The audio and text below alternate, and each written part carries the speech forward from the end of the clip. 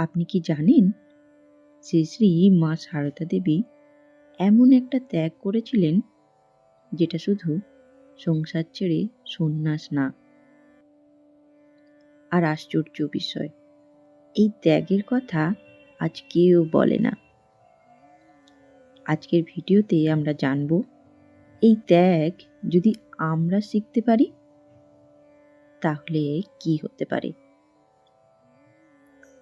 লোকজন ভাবে শ্রী শ্রী মা সারদা দেবী ত্যাগ মানে শুধু ঠাকুরের পাশে থাকা জয়রামবাটিতে কষ্টের জীবন, অভাব, দুঃখ। এগুলো ত্যাগের বাইরের চিত্র। শ্রী শ্রী মায়ের আসল ত্যাগ কি ছিল আর একটু পরেই আমরা জানব। তাহলে চলুন শুরু করি। আমরা ত্যাগ বললেই ভাবি তিনি এত কষ্ট করেছিলেন, অভাব ছিল, খাওয়ার জোগাড় ছিল না। কিন্তু মায়ের ত্যাগ ছিল সবচেয়ে নিঃশব্দ। কারণ তিনি কষ্টকেও এমনভাবে ধারণ করতেন যেন সেটা কষ্টই না, যেন সেটা ঈশ্বরের প্রসাদ। এই জায়গাটি সবচেয়ে বড় রহস্য। মানুষ কষ্ট করে আর বলে, দেখো আমি এত ত্যাগ করছি। আর মা সারদা করতেন, কিন্তু নিজে জানতেনই না তিনি ত্যাগ করছেন। শ্রী মার সবচেয়ে বড় ত্যাগ ছিল তিনি নিজের আমিকে বিসর্জন দিয়েছিলেন। তিনি নিজের সুখ দুঃখকে, নিজের অধিকারকে, নিজের অভিযোগকে, নিজের স্বার্থকে, সব কিছুকে ঈশ্বরের কাছে সমর্পণ করেছিলেন। এটা ত্যাগের এমন স্তর যেখানে মানুষ শুধু জিনিস ছাড়ে না, নিজেকেই ছাড়ে। আমি কে? এই প্রশ্নটাই মা সারদা নিজের ভেতরে মেরে ফেলেছিলেন। তিনি হয়ে উঠেছিলেন শুধু মা। অনেকেই ভাবে শ্রী মা তো ঠাকুরের স্ত্রী, মানে তার অধিকার ছিল। কিন্তু সত্য জানেন, শ্রী শ্রী মা সারদার জীবনে অধিকার শব্দটাই ছিল না।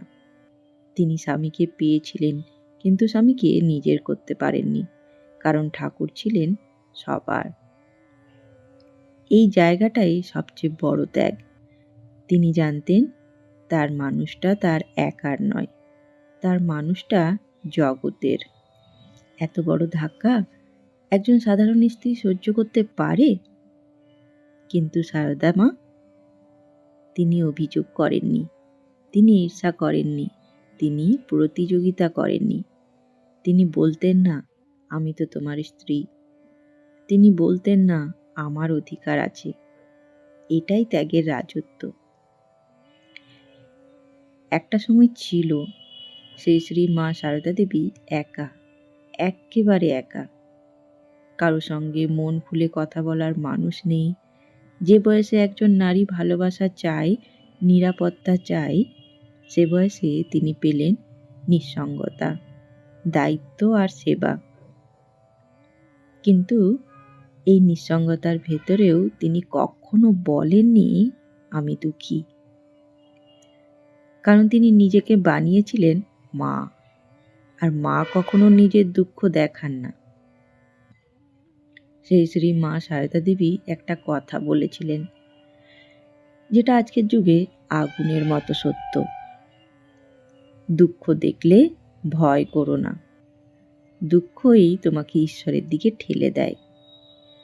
এই কথার মানে তিনি দুঃখকে শত্রু ভাবেননি, দুঃখকে ভাবতেন ঈশ্বরের হাতে ছেনি হাতুড়ি, যা মানুষকে গড়ে তোলে। তাই শ্রী শ্রী মা সারদা দেবীর ত্যাগ ছিল দুঃখ সহ্য করা না, দুঃখকে আশীর্বাদ হিসেবে নেওয়া। আপনি একটা জিনিস খেয়াল করবেন, শ্রী শ্রী মা কখনোই নিজেকে সামনে আনেননি। তিনি বলেননি আমি করছি, আমি ত্যাগ করছি, আমাকে কেউ বুঝলো না। তিনি বরং সবসময় অন্যদের বলতেন বাবা, মা, সবার মধ্যে দেখতেন সন্তান। মানুষ তাকে আঘাত করেছে, তিনি আশীর্বাদ দিয়েছেন। মানুষ তাকে অপমান করেছে, তিনি জবাব দেননি। মানুষ তাকে কষ্ট দিয়েছে, তিনি কাঁদেননি। কারণ তার ত্যাগ ছিল নিজেকে গোপন করে সবাইকে জড়িয়ে নেওয়া।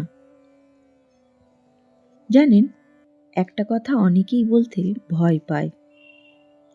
শ্রী শ্রী মা সারদা দেবী বঞ্চিত ছিলেন, একজন স্ত্রী হিসেবে, একজন নারী হিসেবে, একজন মানুষ হিসেবে। অনেক স্বাভাবিক সুখ থেকে তিনি বঞ্চিত ছিলেন, কিন্তু তিনি বঞ্চিত হয়েও কাউকে দোষ দেননি। আজকের যুগে কেউ একটু কষ্ট পেলেই বলে, ভগবান অন্যায় করছে, আমার ভাগ্য খারাপ, লোকজন খারাপ। আর আমার মা সারদা, তিনি বলতেন, সবই মায়ের ইচ্ছা। এই এক লাইনের ভেতরেই আছে ত্যাগের মহাসাগর। এখন আপনি বলতেই পারেন, মা সারদা তো মহামানবী ছিলেন, আমরা পারবো? পারবো না কেন? শ্রী শ্রী মা সারদা দেবী আমাদের জন্যই তো বলেছেন, সংসার করো, কিন্তু ঈশ্বরকে ভুলে যেও না। ত্যাগ মানে সংসার ছেড়ে চলে যাওয়া না। ত্যাগ মানে অহংকার, রাগ, অভিমান, জেদ এগুলোকে ছেড়ে দেওয়া। আপনি ঘরে বসে থেকে যদি রাগ কমান, কম কটু কথা বলেন, কাউকে ছোট করেন না, অভিমানটা ঈশ্বরকে দিয়ে দেন, তাহলেই সেটা মা সারদার ত্যাগের পথ। শ্রী শ্রী মা সারদার জীবনের সবচেয়ে বড় শক্তি কি জানেন? ক্ষমা। তিনি এমনভাবে ক্ষমা করতেন যেন দোষটা তার ছিল। এই জন্যই শিষ্যরা বলতো, মা আপনি এত ক্ষমা করেন কেন? তিনি বলতেন, মা তো ক্ষমাই করে। এই একটি লাইন আসলে আমাদের ভেতরের অহংকারকে ভেঙে দেয়। শ্রীমা সবার মা ছিলেন, কিন্তু এর মানে কি জানেন? তিনি নিজের কেউ ছিলেন না। যে মানুষটা সবার বোঝা নেয়, তার নিজের কাঁধে মাথা রাখার মানুষ থাকে না। তিনি হাসতেন, কিন্তু ভেতরে অনেক সময় ভাঙতেন। তবুও তিনি কাউকে সেটা বুঝতে দেননি। এটাই ত্যাগের চূড়া, নিজের কান্না লুকিয়ে পৃথিবীকে হাসানো।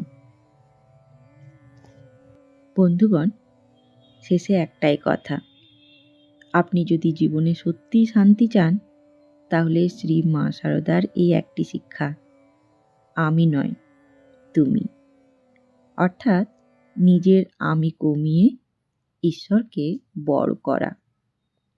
আপনার সংসারে কষ্ট আছে, আপনার পরিবার বুঝছে না, আপনার ভাগ্য খারাপ মনে হচ্ছে, আজ থেকে একটা অভ্যেস করুন।